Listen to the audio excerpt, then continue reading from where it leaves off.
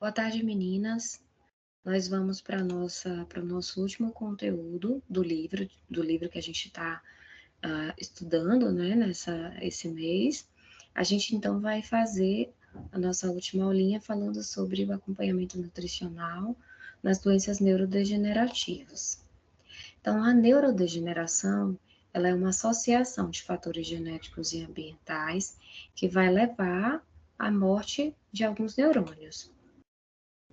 Ahn, é muito importante para que a gente traga uma melhora da qualidade de vida dos pacientes que têm neurodegeneração mais acentuada, que a gente faça, então, um trabalho interdisciplinar, uma farmacoterapia com a nutrição, a fonoaudiologia, a psicoterapia, a fisioterapia, todos esses profissionais em conjunto, eles podem trazer uma melhor qualidade de vida com controle dos sintomas dessas doenças neurodegenerativas.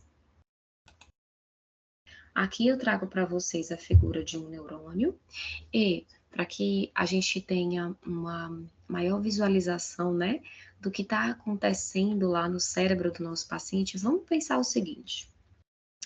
Vejam que aqui, nessas pontinhas onde a gente tem, que parecem raízes, né, as raízes de uma árvore, elas são chamadas de dendritos. São elas que recebem o impulso nervoso vindo de uma outra célula, como aqui, ó. Ok. Aqui nesse centro azulado, onde a gente tem o núcleo, a gente chama de corpo. E essa partezinha aqui, nessa cauda aqui, a gente vai chamar ela de axônio. Esses axônios são protegidos por uma bainha, eles são encapados literalmente por uma bainha chamada bainha de mielina, que ela é composta de gordura. E aqui embaixo a gente tem então as sinapses.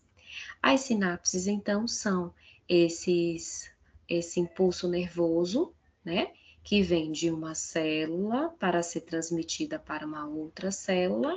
Então, ao final, a gente tem a sinapse, né, acontecendo de uma célula, do finalzinho de uma célula, da porção terminal de um axônio com os dendritos, eita, trava-língua, com os dendritos de um outro neurônio. E assim, esses impulsos nervosos, eles são passados de uma célula para outra sucessivamente.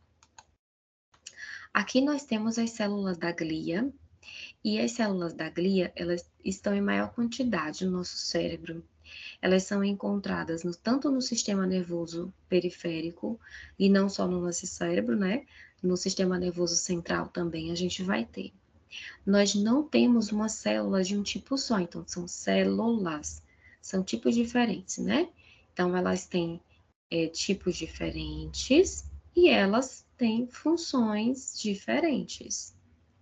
Então, vocês vão ver que tem células que vão formar a bainha de mielina, vocês vão ver que vão ter células que são importantes para a produção de fatores neurotróficos, células que vão fazer a função de ajudar a formar a barreira hematoencefálica, que vão sustentar os corpos celulares, ou seja, células muito diferentes.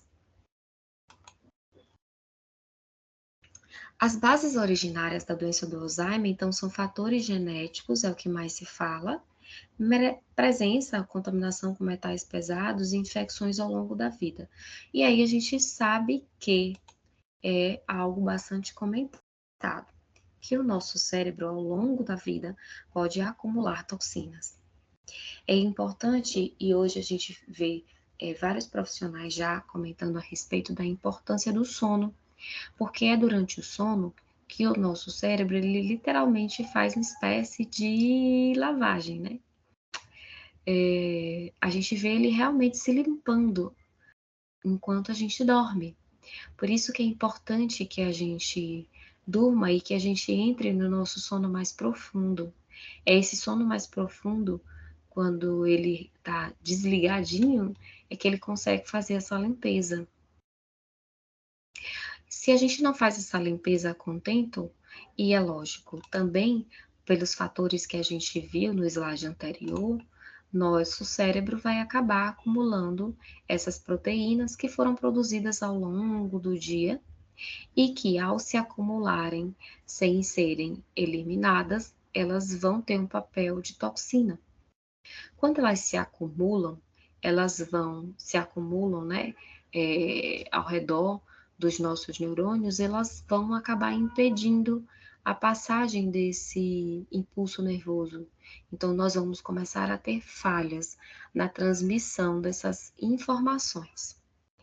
As proteínas envolvidas com esse acúmulo aqui, e a gênese também das doenças neurodegenerativas, são as proteínas amiloide, a proteína tal, que eu não coloquei aqui, mas está envolvida, e a proteína alfa-nucleína, que ao se acumular vão formar os corpos de Levy, que eu chamo de Levy, mas não sei se a pronúncia está correta, pode ser que seja Lewy, enfim, não sei.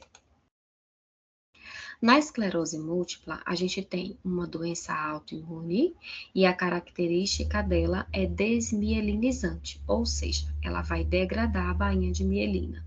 Ora, se a bainha de mielina é importante para proteger esse impulso nervoso, eu degradei a bainha de mielina, então meu impulso nervoso está comprometido. As minhas informações que são transmitidas através desses impulsos nervosos estão comprometidas. E isso vai refletir no corpo do paciente na forma de sinais e sintomas como fadiga, tremores, distúrbios oculares, incontinência urinária fecal, disartria, parestesia, disfasia. Então, são vários os sinais e sintomas que o paciente vai acabar desenvolvendo por causa dessa desmielinização. Na doença do Alzheimer, uma área muito importante do nosso cérebro é o hipocampo. É lá que nós temos neurônios colinérgicos que produzem a acetilcolina com a função, né, de essa funçãozinha aqui é principalmente cognitiva e motora. E aí nós temos então que algumas drogas podem ser utilizadas com diferentes funções e algumas vezes elas podem ser associadas. As drogas anticolinesterásicas, elas vão inibir a degradação de acetilcolina porque a colinesterase, ela vai então fazer essa degradação da acetilcolina. Se eu tenho uma droga anticolinesterásica, quer dizer que eu estou inibindo a ação dessa enzima que degrada a acetilcolina. Ao fazer isso, eu mantenho essa acetilcolina funcionante. Então, eu melhoro essa capacidade cognitiva e motora do meu paciente que sofre com Alzheimer. Outras drogas, a gente tem as antagonistas dos receptores N-metil-G-aspartato, uma dessas drogas é chamada de memantina, elas vão diminuir o influxo de cálcio através de uma ação interessante, que é o N-metil-G-aspartato tem a ação de se ligar com o glutamato. Quando isso acontece, a gente tem um aumento dessa entrada de cálcio. E o cálcio, quando ele entra em excesso, quando a gente tem um influxo maior desse cálcio em excesso, a gente tem a piora do quadro do Alzheimer do paciente. Por isso, muitas vezes, essas drogas elas são dadas em associação.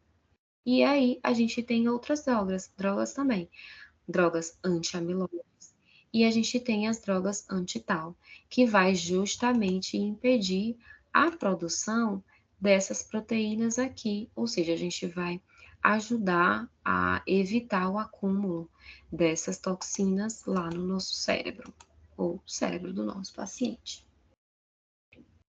Na doença de Parkinson, fala-se principalmente da medicação chamada levodopa, que é a levodopa, que vai ser convertida em dopamina no nosso sistema nervoso central. Quando ela é associada à carbidopa ou à benzesarazida, a gente vai ter uma inibição da dopa descarboxilase. Essa dopa descarboxilase, então, ela vai ajudar a evitar, vamos dizer assim, essa dopa descarboxilase, ela termina por diminuir o efeito da dopamina. Então, se eu inibo a ação dela, eu consigo garantir que essa dopamina, ela vai estar atuante por mais tempo. Por isso, a associação da levodopa com carbidopa ou benzerazida. As principais reações do uso dessas medicações, então, são distúrbios gastrointestinais e anorexia. Na esclerose múltipla, a gente tem principalmente o uso dos corticosteroides, que podem também ser usados com imunossupressores e ou imunomoduladores. O objetivo delas são diferentes, então, enquanto nos corticosteroides o objetivo é retardar o início de uma crise aguda, ou se o paciente estiver em uma crise aguda, aliviar o sintoma da crise, os imunossupressores vão ampliar o intervalo entre uma crise e outra. A gente já viu que os corticosteroides, eles têm muitos efeitos, né?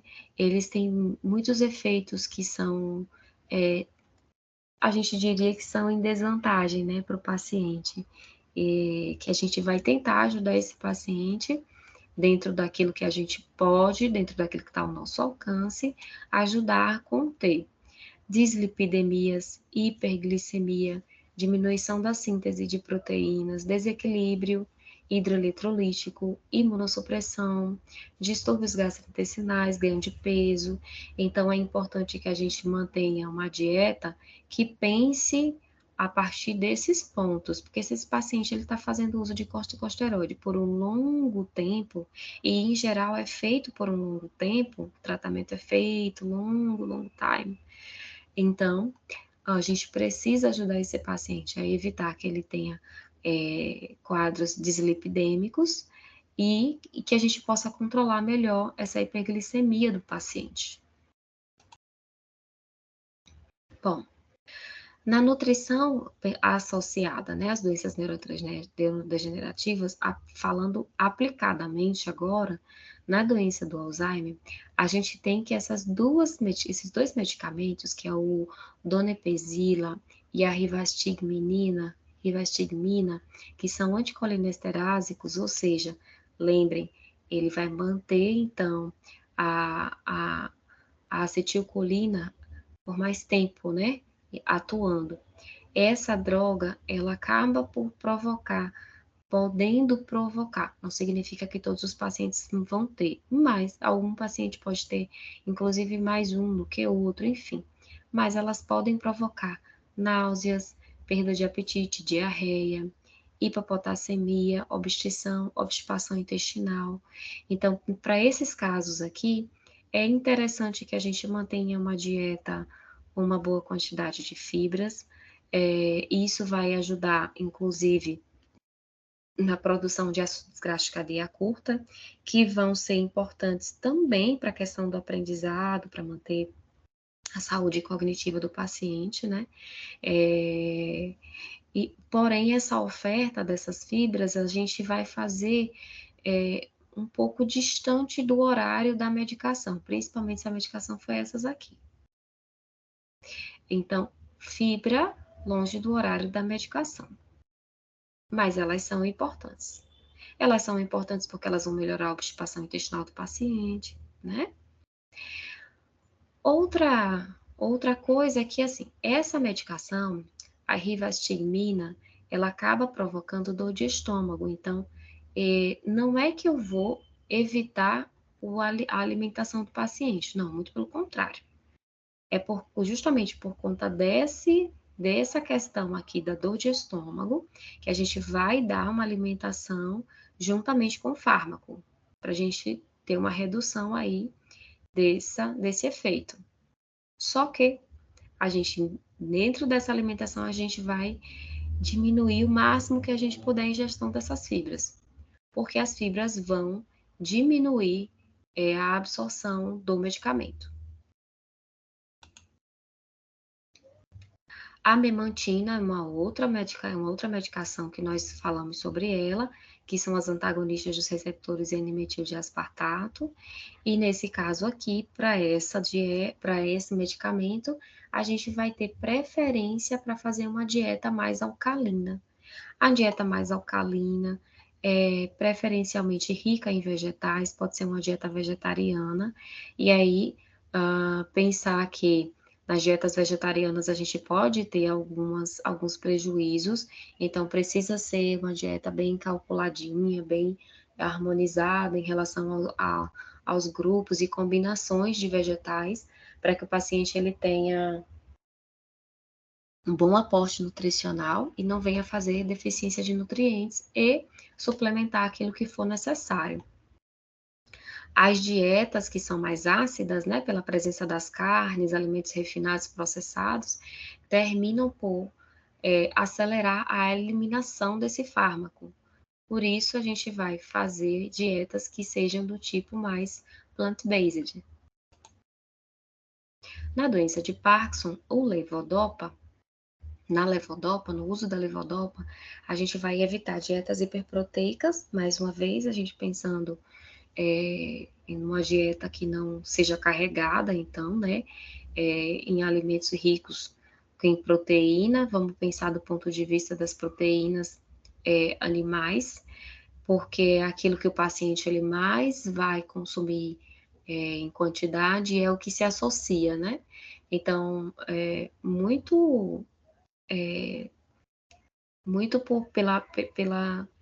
pelo senso comum, as pessoas têm a ideia de que dietas hiperproteicas são dietas ricas em carne, né? Então, a gente vai então pensar do ponto de vista de reduzir esses alimentos, não de dar uma dieta hiperproteica, não é isso, né?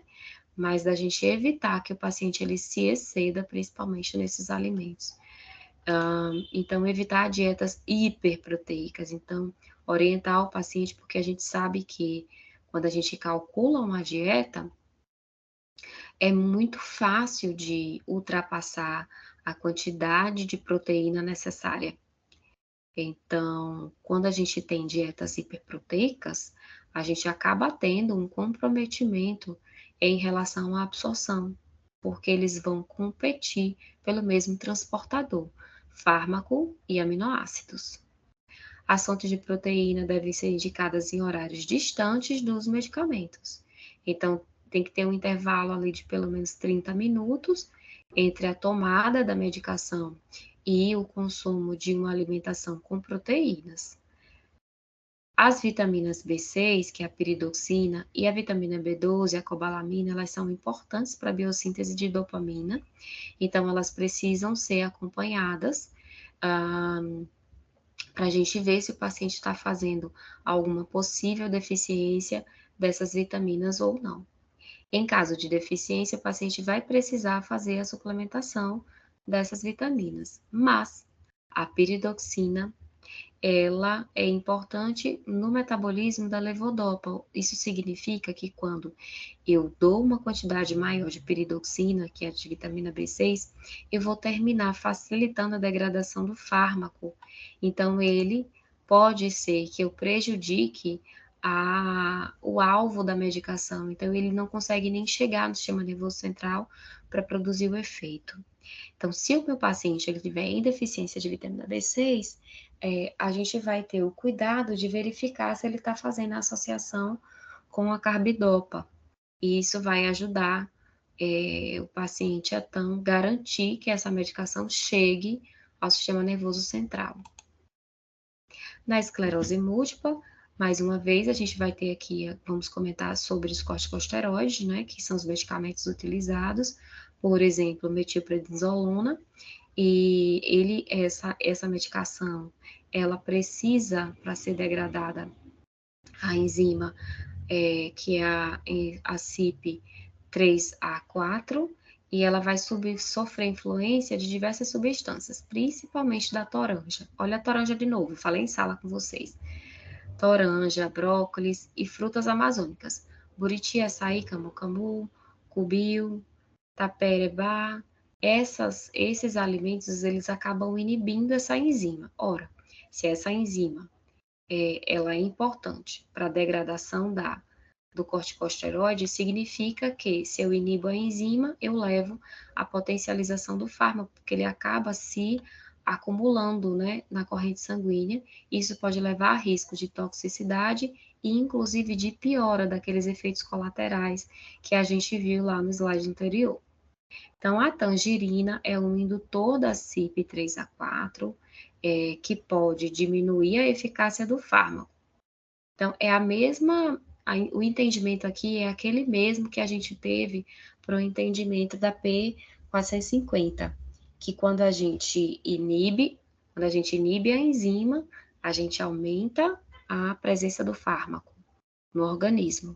Quando a gente estimula a enzima, a gente diminui a presença do fármaco no organismo, ou seja, eu diminuo também o efeito do fármaco. Mais uma vez, monitorar a glicemia, perfil lipídico por causa da dislipidemia, observar a função hepática, cálcio, fosfato, sódio, potássio, enfim. Para encerrar, é importante que a gente relembre e deixe claro a importância de uma alimentação rica em vegetais para os pacientes que sofrem com doenças neurodegenerativas. Esses alimentos ricos, né, essa dieta rica em vegetais, mais plant-based, é uma dieta que vai ter uma maior quantidade de substâncias antioxidantes e anti-inflamatórias que vão auxiliar o organismo desse paciente a, a evitar uma progressão muito rápida da doença. Então, controlando processos oxidativos com os quais a gente se depara no Alzheimer, lá no acúmulo daquelas proteínas, mas também como anti-inflamatório, que são características que a gente vê presente quando os estudos científicos eles são publicados, né? Fala-se em oxidação e fala-se em inflamação nessas doenças neurodegenerativas. Meninas, eu fico por aqui, a gente se encontra no na nossa próxima disciplina. Espero que vocês façam uma boa prova e até o nosso próximo encontro. Um beijo, tchau, tchau.